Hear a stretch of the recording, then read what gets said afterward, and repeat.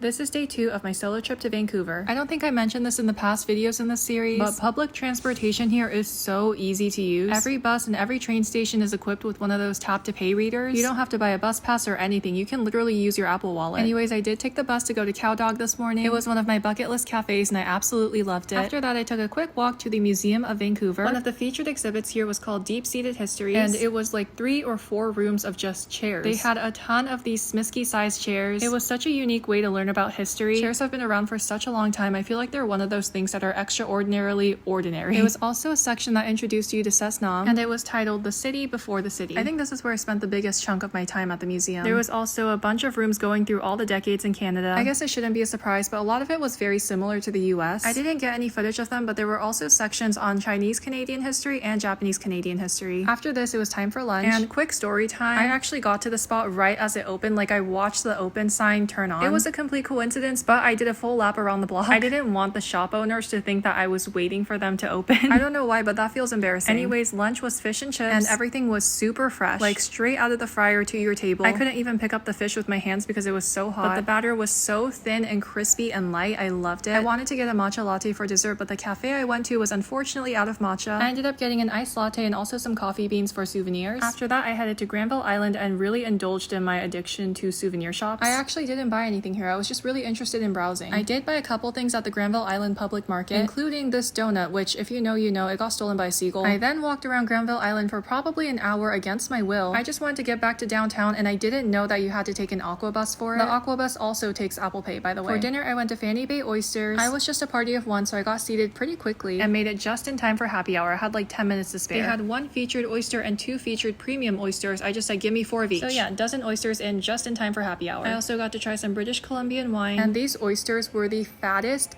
plumpest oysters I've ever had. Like, if you can tell from me holding it, they were not just big, they were like deep. The shells were like bowls. I'm not a huge fan of truffle, but I got some truffle fries. This is on the happy hour menu, and it came with an aioli, and I love aioli. For dessert, I went to this gelato spot that was literally right next door to my hotel. All the gelatos were covered, so I knew it was going to be good. I got the black sesame gelato, and this was so delicious. It was cold and creamy and not too sweet, and the perfect way to end my day too. I basically ate this and tried not to think about the fact that I have to leave Vancouver the next day.